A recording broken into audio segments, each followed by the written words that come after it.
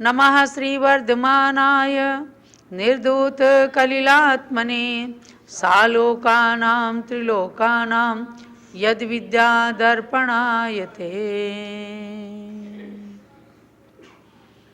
केवल ज्ञानी भगवान महावीर के ज्ञान रूपी दर्पण के अंदर जो कुछ भी गणधर भगवान को दिखाई दिया, प्राप्त हुआ उनसे, उसको द्वादशांग वाणी में निबद्ध करके उन्होंने भव्यात्माओं को प्रदान किया और उनके परवर्ती आचार्यों ने उस दिव्य ध्वनि के अंश को जितना प्राप्त किया, उसमें 11 अंग 14 पूर्व के अंश रूप से 4 अनुयोगों में जिनवाणी को निबद्ध किया।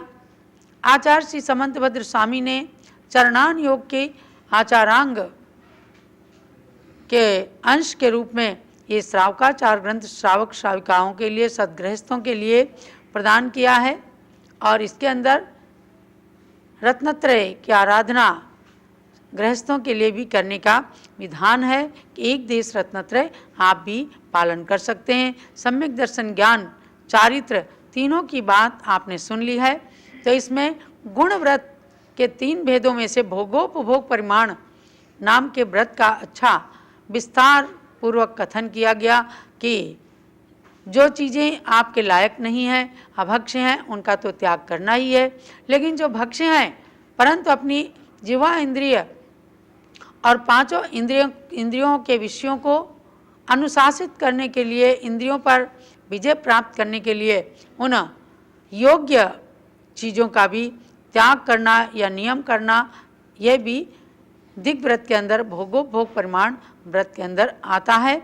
अब 88 नंबर श्लोक में चलते हैं कि भोगोपभोग परिमाण व्रत में नियम किस प्रकार से करें। अंदर अंदर के छोटे छोटे नियमों को भी आपको पालन करने के लिए प्रेरणा प्रदान की है। भोजन वाहन शयन, जनवान शयन, स्नान पवित्रांग राग कुसुमेषु, स्नान पवित्रांग राग कुसुमेषु, तांबूल वसन भूषण, तांबूल वसन भूषण, मनमत संगीत गीतेषु, मनमत संगीत गीतेषु, अद्य दिवारजनीवा, अद्य दिवारजनीवा, पक्षो मासस्तथुर्यरयानं वा, पक्षो मासस्तथुर्यरयानं वा, इति काल परिच्छित्या, इति काल परिच्छित्या, प्रत्याख्यानं भवेन्नियमः, प्रत्याख्यानं भवेन्नियमः। इसका हिंदी पद्यानुवाद पढ़िएगा एक साथ।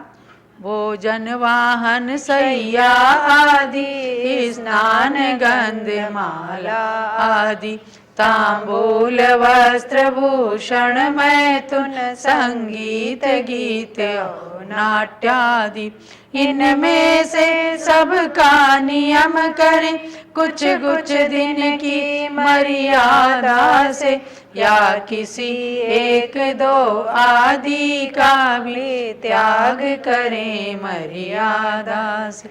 सो आज दिवस या रात्रि का, या पक्ष मास ऋतु 6 महीने इत्यादि काल की अवधि से जो त्याग करें वह नियम बने। पंचेंद्रिय विषयों में जैसे हो सके लालसा कम करना, इस हेतु से ही यह व्रत है, इसको नित्य प्रतिपालन करना। बहुत ही सरल विधि आचार्य देव ने इसमें बता दी है। नियम, यद्यपि नियम से लोग डरते हैं, लेकिन बिना नियम के कोई जीवन नहीं होता। आपको घर के अंदर भी बिना कहे भी छोटे मोटे नियम पालन ही करने पड़ते हैं।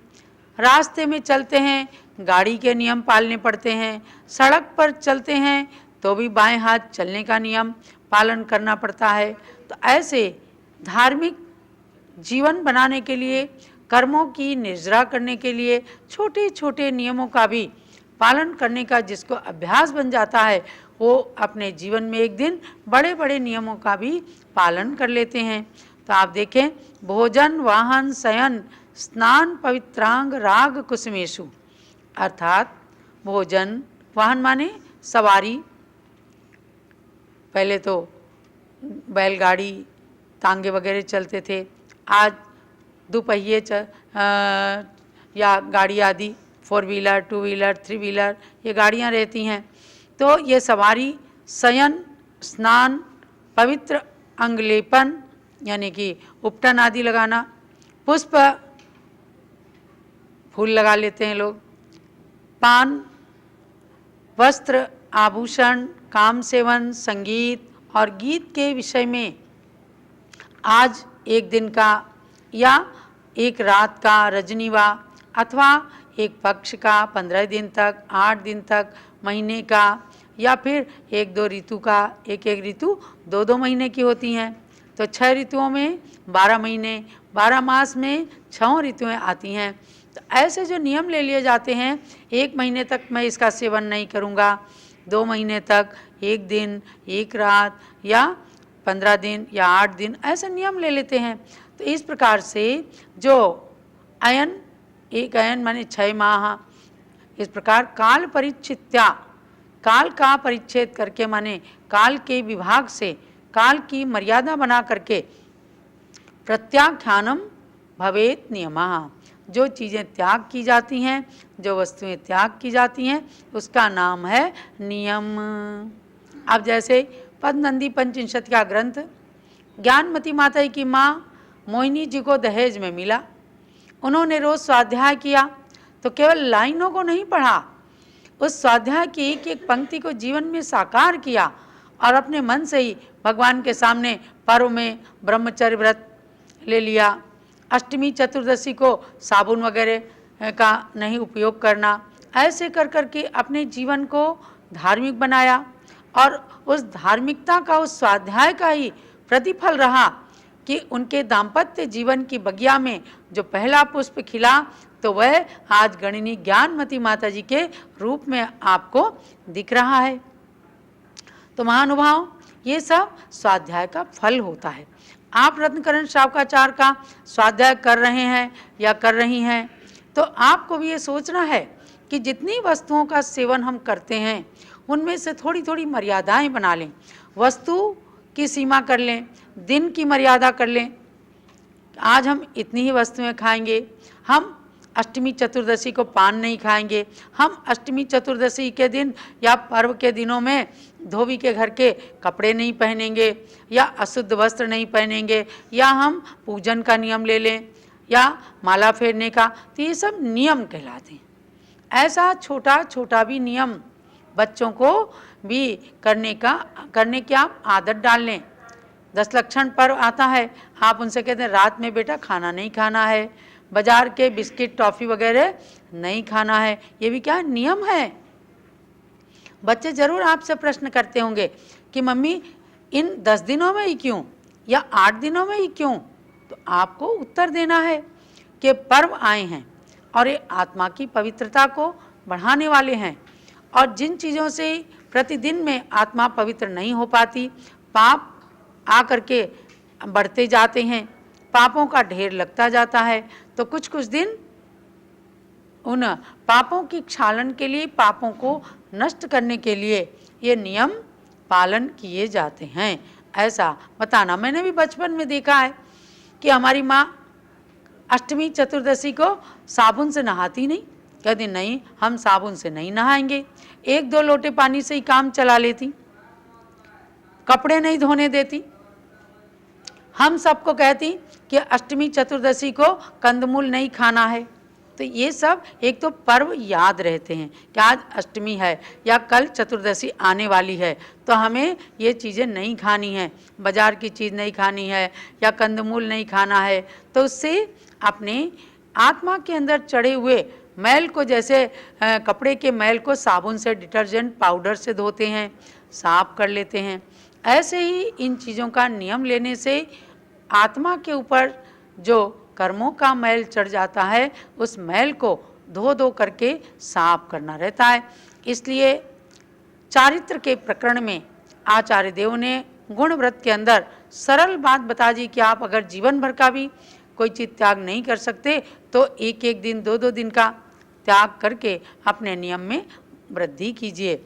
अब गुण व्रत के पालन के संदर्भ में इस चतुर्थ परिच्छेद का अंतिम श्लोक है 90 नंबर का श्लोक, जहाँ तक आपको परीक्षा देना है।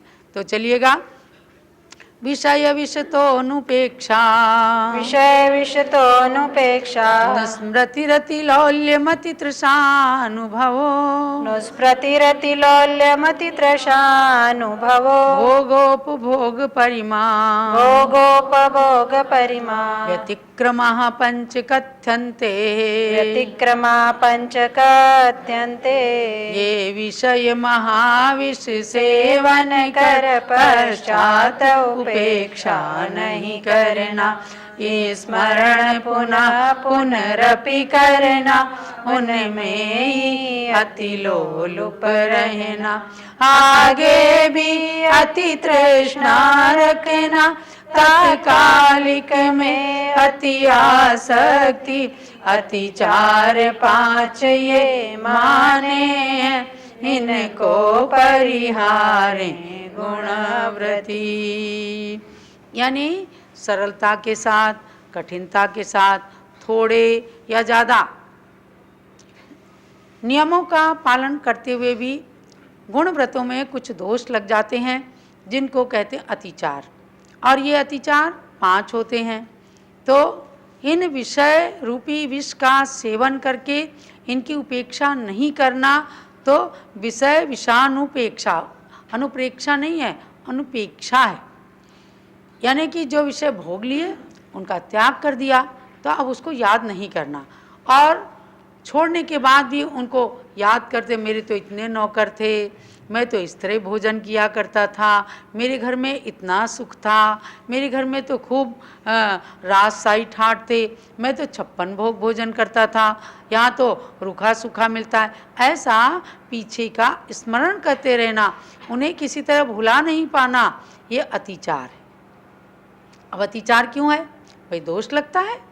अगर आपने छोड़ दिया तो वैरागी जो है पीछे के राग को मुड़कर नहीं देखता, इसलिए आपको अतिचार के माध्यम से ध्यान दिलाया कि हे भव्यात्मन, यदि तूने संसार में दुर्लभ वैराग्य को प्राप्त किया है, विषयों से वैराग्य हुआ है, तो अब उस तरफ मुड़ के नहीं देखना। तो जो लोग देखते हैं उसकी उपेक्षा नहीं कर पाते, बार बार उसी को याद करते हैं, तो ये अतिचार है। भोगे हुए विषयों की इच्छा करना, भोगे हुए विषयों को पुनः पुनः स्मरण करना। अरे पुनः पुनः स्मरण करने से क्या होता है? राग बढ़ता है, उस ओर राग बढ़ता है और अपना वैराग्य की ओर मन कम होने लगता है। इसलिए कहा पुनः पुनः उनका स्मरण नहीं करना।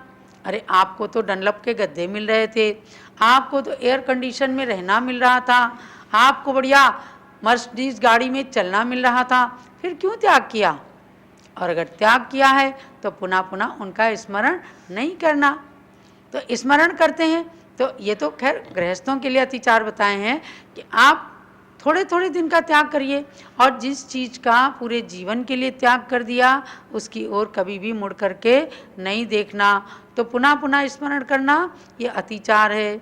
भोगों की भोगने पर पुनः भोगने की इच्छा रखना ये भी दोष है, अतिचार है। भविष्य में भी भोगों की अति इच्छा रखना, भविष्य में मैं चक्रवर्ती बन जाऊं, मैं इंद्र बन जाऊं, मैं राजा बन जाऊं, यदि मेरी तपस्या या मेरी व्रतों का कुछ भी फल मुझे प्राप्त होता है तो हे भगवान मैं तो राजा बन जाऊं, मुझे ऐसी ऐसी संपत्ति मिल जाए। जिनके पास विचारों के पास कुछ नहीं होता तो आगे के लिए मांगने लगते हैं।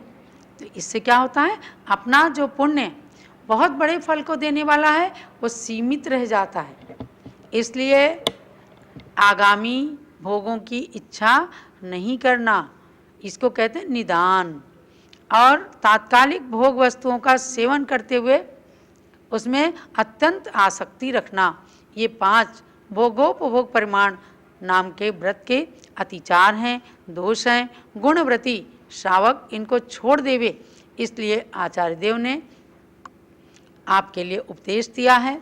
इन छोटे छोटे उपदेशों को श्रवण करके आप सबको अपने गुणों को वृद्धिंगत करना है और आत्मा के छिपे हुए गुणों को प्राप्त करने की ओर ही अग्रसर होना है। यही आज के स्वाध्याय का सार समझना।